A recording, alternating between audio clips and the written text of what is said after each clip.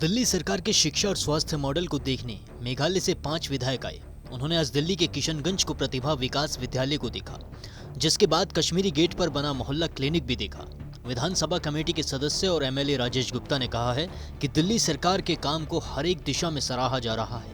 Kejriwal model सबके लिए उदाहरण बन गया है। देखिए, बड़े सौभाग्य और खुशी की बात है कि अरविंद केजरीवाल जी के इस शिक्षा और स्वास्थ्य के मॉडल को देखने के लिए पूरी दुनिया के लोग चर्चा भी करते हैं और आना भी चाहते हैं। आज उसी कड़ी में मेघालय के एस्टिमेट कमेटी का डेलीगेशन यहाँ पर आए हैं।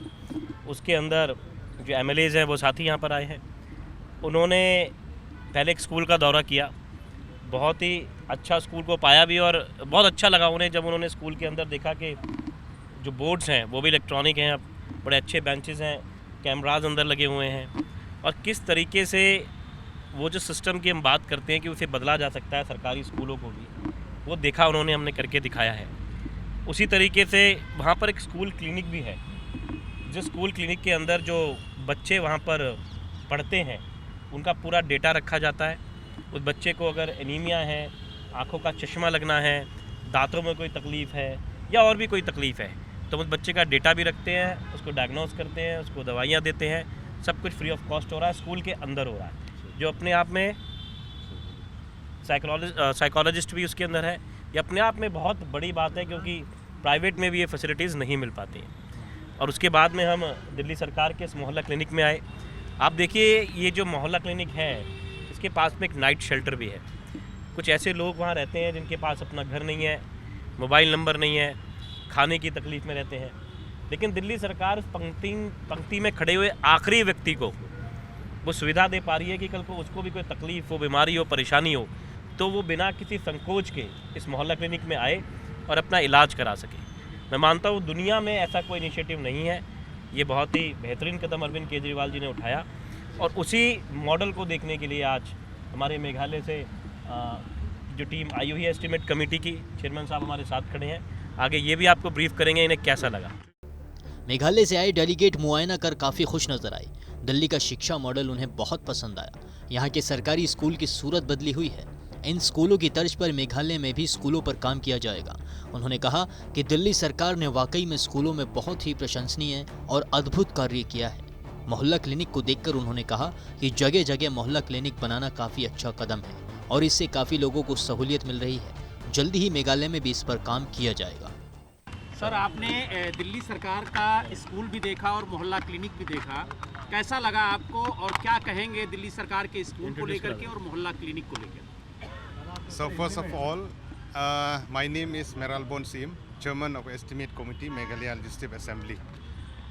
We have heard a lot about the initiative taken by Delhi government with regards to implementation of different schemes within health department, education department, power department, etc. So today we are privileged to be here. I am thankful to the Delhi Legislative Assembly under the leadership of Sri Rajesh Gupta ji, the chairman of the Estimate Committee. We have met, and at the same time I want to place on record my sincere thanks to the Honorable Chief Minister of Delhi, Sri Arvind Kejriwal ji, for the initiative, for the vision, determination for the people, for the downtrodden, for the poor family, to uplift the living style of the people in Delhi. So we have visited the school where we have witnessed, in the past we have witnessed the condition of the school, and now we have seen school have changes where initiative has been taken. A lot of good initiative has been taken place in the school. All the government school will in Delhi. It is we in our state also we would like to replicate. That's why the committee are here to have first-hand information about what is happening, how the poor family has been benefited to be in this school. We have seen, we have met the teacher, we have met the student, we have seen the initiative taken where the digital classroom is in place, where CCTV for security it is in place, and we have seen the clinic also is the school clinic, which is of a great help for the student of that particular school. And now we are here in this locality to visit the Mohalla clinic. I'm telling you, health sector is very important. And at the same time, now we are here, we have seen from our own eyes that the steps taken by Delhi government to help the poor, the needy, the downtrodden people at the ground, this is the initiative that has to be replicated. So we will take up this issue in our state also, and we would like to see in days to come that this good initiative that has been taken, it will be followed by others also. So एक दो शब्द हिंदी में मैं बहुत शुक्रिया देना चाहता हूँ गुप्ता जी और एस्टिमेट कमेटी और दिल्ली सरकार के जो जितने भी योजना जो है, इसलिए हम लोग मेघालय लेजिस्लेटिव असेंबली के तरफ से आज हम लोग यहाँ आए हैं खुद देखने के लिए, समझने के लिए।